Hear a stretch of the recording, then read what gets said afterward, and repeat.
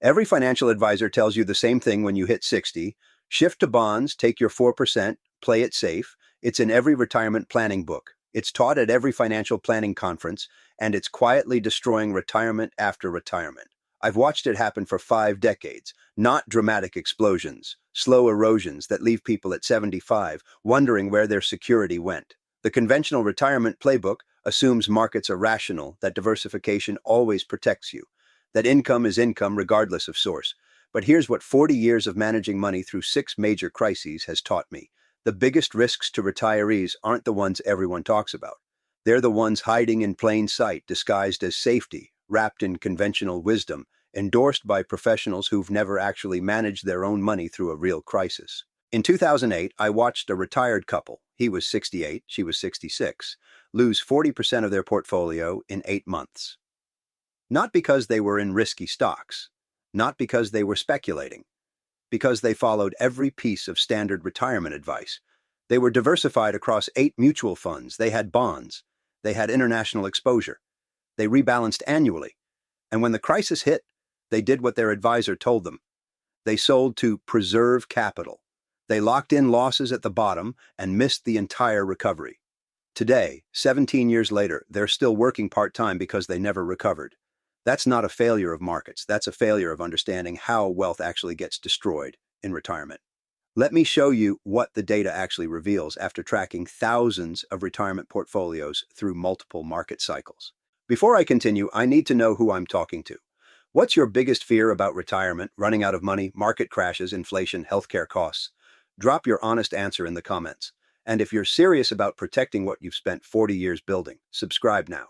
This channel isn't about beating the market or finding the next hot stock. It's about second-level thinking, the kind that's preserved wealth through stagflation, crashes, bubbles, and crises that wiped out people who thought they were being careful. Now here's what I'm going to show you: the 9 ways retirees actually lose money, why conventional advice makes most of them worse, and what you need to do differently starting today. But you have to stay until the end, because the 9th mistake is the one that compounds all the others, and it's the one almost nobody talks about. Let me start with what most people get wrong about retirement risk. They think it's about volatility. They've been taught that stocks are risky and bonds are safe. Every advisor shows them that chart of historical returns with stocks bouncing around and bonds staying steady. So they shift money from stocks to bonds and feel responsible. But here's what 5 decades of watching retirees actually lose money shows. Volatility isn't the risk. Permanent loss is the risk. And permanent loss in retirement comes from 9 specific mistakes that have nothing to do with how much your portfolio bounces around. This isn't theory. This is pattern recognition across different market environments, different interest rate regimes, different inflation scenarios, and it all comes down to understanding the difference between feeling safe and being safe. Not the same thing. Never has been. I'm going to break this down into 9 mistakes, organized from the ones that destroy everything to the ones that slowly erode your security. Each one builds on the last. Make the first few, and you might not recover. Make the later ones, and you'll just never achieve what was possible. Master all 9, and you'll understand what took me decades to learn. The first mistake is the catastrophic one, and it's the one that feels most responsible: selling after major declines. In every crisis I've lived through, 1987, 2000 to 2002, 2008, 2020, I watched retirees do the same thing. Markets drop 20, 30, 40%. Fear overwhelms them. Their statements show losses they've never seen, and they sell to stop the bleeding. It feels prudent. It feels like taking control. But it's the single most destructive action a retiree can take. Here's why. You're converting temporary declines into permanent losses. You're selling when prices are lowest and buyers are scarce. You're guaranteeing you'll miss the recovery that always follows. Always. Let me show you this principle in action. In October 2008, the S&P 500 hit its low. A 65-year-old retiree with $1 million portfolio split 60-40 stocks and bonds saw it drop to about 700,000. Terrifying. Their advisor, following standard practice, recommended de-risking by selling stocks and moving to cash and bonds. They sold 300,000 in stocks at the bottom. By March 2009, markets started recovering. By 2013, the stocks they sold had more than doubled, but they weren't in them. They were in bonds yielding 2%, watching inflation eat away at purchasing power. That decision cost them roughly $400,000 over the next decade, not because markets were cruel, because they violated the most important principle in retirement investing. You cannot sell productive assets at depressed prices and expect to maintain wealth. At Oaktree, we did the opposite. In 2008, when everyone was selling, we raised $11 billion for distressed debt. Our investors questioned us. The media called us crazy. Other firms were liquidating positions and hoarding cash. But we understood something fundamental. The best time to deploy capital is when everyone else is retreating. We weren't smarter, we just respected the cycle. We knew that fear creates opportunity, and opportunity creates returns. That capital generated some of the best returns in Oaktree's history. Not because we predicted the recovery, because we understood that selling when prices are depressed is how wealth gets destroyed, and buying when prices are depressed is how wealth gets created. Now here's the second level thinking. Everyone knows buy low, sell high, but when prices are actually low, it feels terrifying. When prices are high, it feels safe. Your emotions are designed to protect you from immediate threats, not to build long-term wealth. First level thinking says, I'm losing money, I need to stop the loss. Second level thinking asks, am I selling productive assets at temporary discounts or permanent impairments? That question separates retirees who preserve wealth from retirees who destroy it. So what do you actually do? You build a cash buffer before the crisis. 12 to 24 months of living expenses in cash or short-term bonds. This lets you avoid selling anything when markets drop. You can live off the buffer while your portfolio recovers. You rebalance into the decline, not out of it. When stocks drop and bonds hold steady, you sell bonds and buy stocks. This feels wrong. Do it anyway. You establish rules before the crisis about when you'll act. Not based on feelings, based on valuations and cycle position. The second mistake costs decades, and it's one that conventional advice actively encourages. Reaching for yield without understanding the source. Retirees need income. That's real, but not all income is created equal. A 6% yield from a junk bond is not the same as a 6% yield from a dividend-growing stock, which is not the same as a 6% yield from a stable business. The source of income determines its sustainability, and unsustainable income is just return of capital disguised as return on capital. I see this constantly with retirees who load up on high-yield bonds, REITs, paying unsustainable distributions, or dividend stocks with deteriorating businesses. They're attracted by the current yield. They need the income. But they're not asking the second-level question, can this income continue? In 2007, retirees were buying mortgage REITs yielding 12%. Seemed perfect. By 2009, those REITs had cut distributions by 70%, and the principal had dropped 60%. The safe income destroyed both income and principal. Every time interest rates shift dramatically, this pattern repeats. Every time credit conditions tighten, this pattern repeats.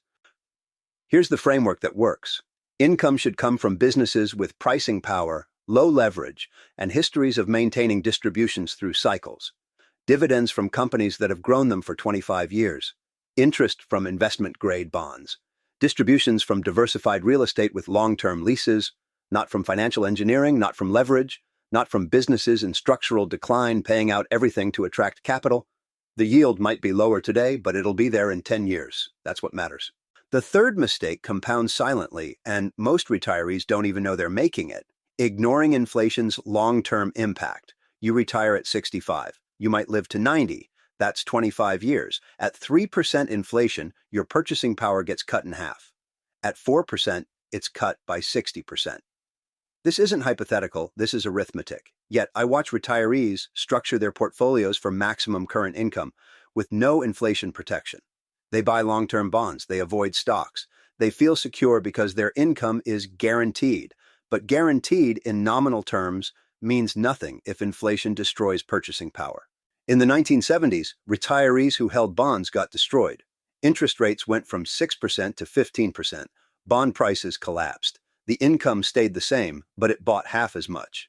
Meanwhile, retirees who held stocks in businesses with pricing power, energy, consumer staples, real estate, saw their income grow with inflation. Not smoothly, not without volatility. But over the decade, they maintained purchasing power. The bondholders didn't. This is where conventional retirement advice fails most dramatically. It optimizes for current income and safety. ignoring that safety over 25 years requires inflation protection.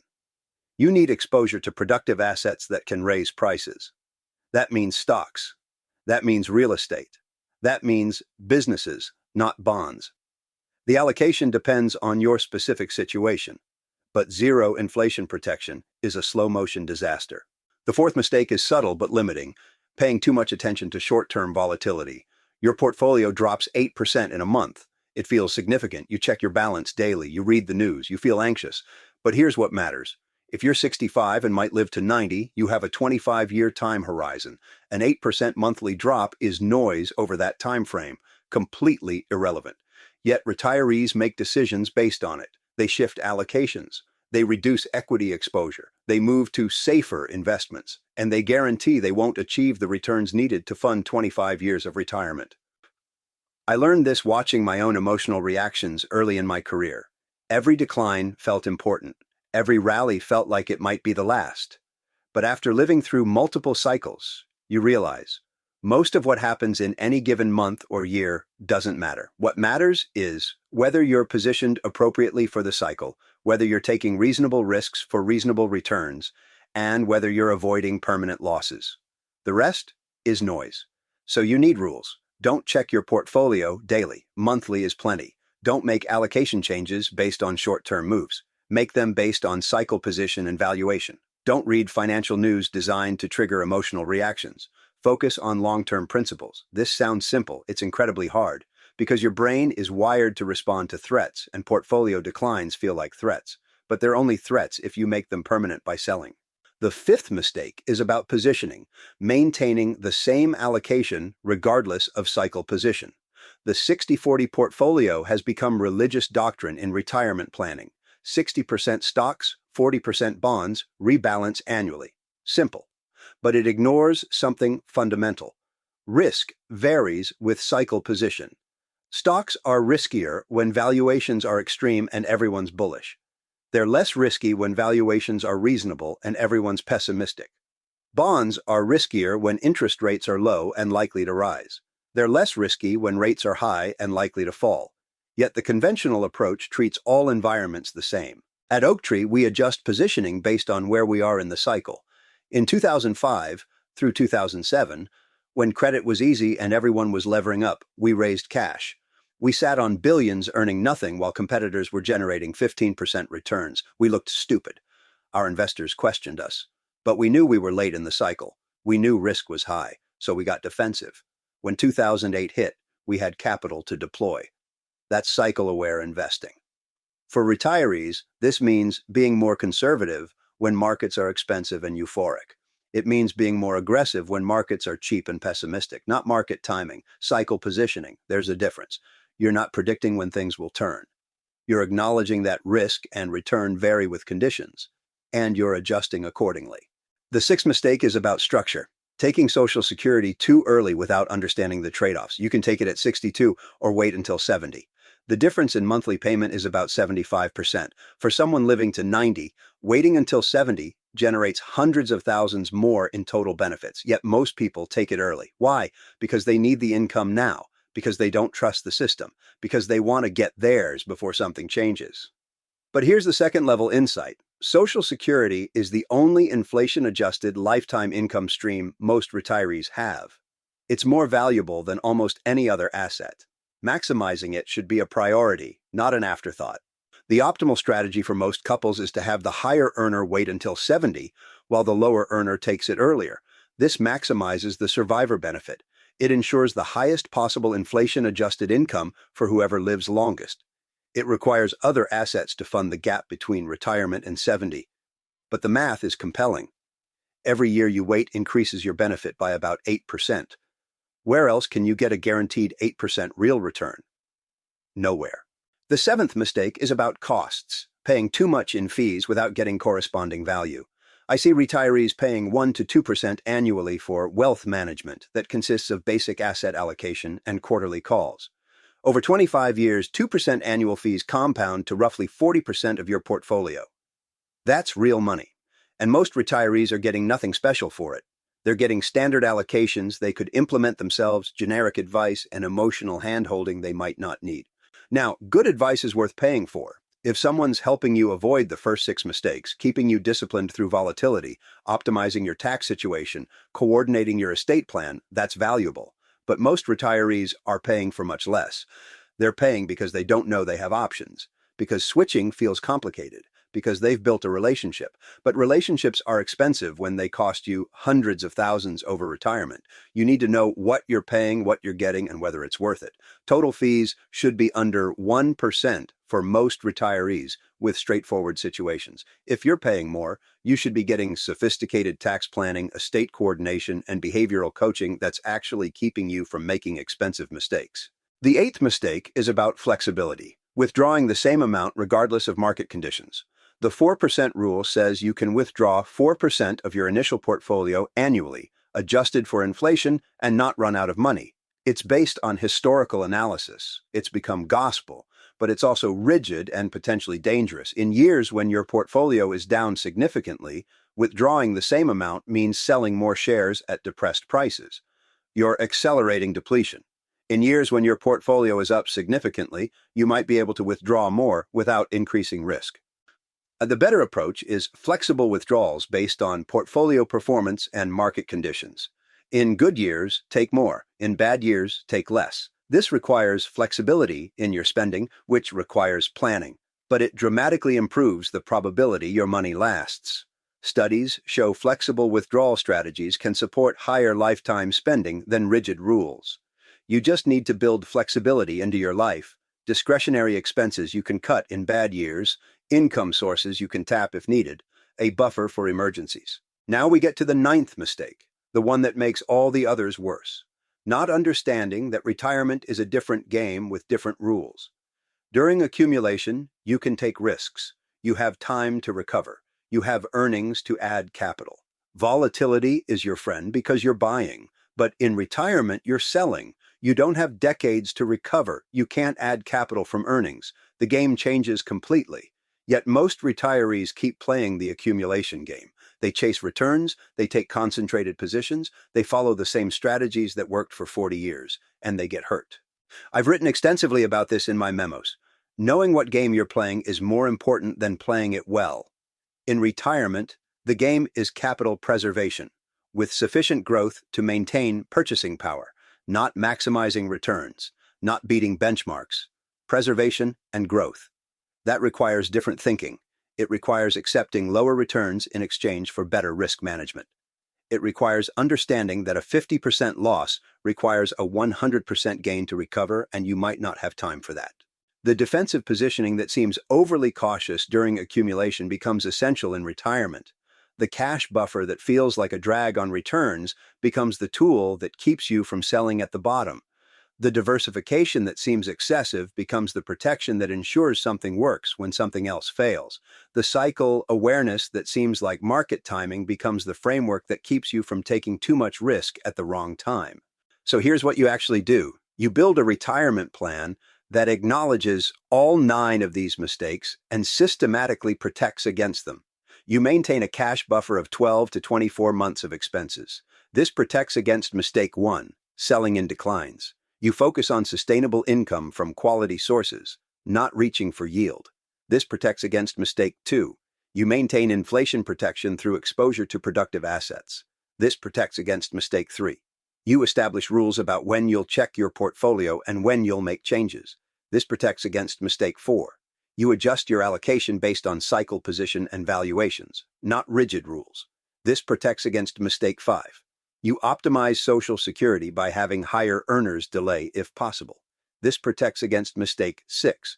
You minimize fees by understanding what you're paying and what you're getting. This protects against mistake 7. You build flexibility into your withdrawal strategy. This protects against mistake 8. And you remember you're playing a different game now. This protects against mistake 9. This isn't exciting. This isn't about beating the market or finding hidden opportunities. This is about not losing. And in retirement, not losing is how you win. I've spent 5 decades learning this. I've watched brilliant investors blow up because they didn't adjust their approach. I've watched cautious retirees run out of money because they were too conservative. And I've watched disciplined retirees maintain their lifestyle through multiple crises because they understood these 9 principles. You now know what took me 50 years to learn. You have the framework. The question is whether you'll use it. Because here's the reality. Implementing this is harder than understanding it. It requires discipline when everyone around you is chasing returns. It requires patience when your portfolio isn't keeping up in bull markets. It requires courage when markets crash, and every instinct says sell. Most people can't do it. They'll nod along, agree with the principles, and then make the same mistakes everyone else makes. Don't be most people. Before you go to bed tonight, calculate your cash buffer. How many months of expenses do you have in cash or short-term bonds? If it's less than 12 months, that's your first priority. Build it. Then review your income sources. Are they sustainable? Are they from quality businesses and bonds? Or are you reaching for yield? If you're reaching, that's your second priority. Fix it. These aren't complicated steps, but they're the foundation of everything else. And subscribe if you haven't already, because this channel is about thinking differently about risk, about understanding cycles, about making decisions that work over decades, not quarters. This is what 50 years of investing through every kind of market teaches you. This is what managing billions through multiple crises shows you. Retirement security isn't about finding the perfect investments. It's about avoiding the 9 mistakes that destroy it. I can't implement this for you. I can only show you how. The rest is up to you.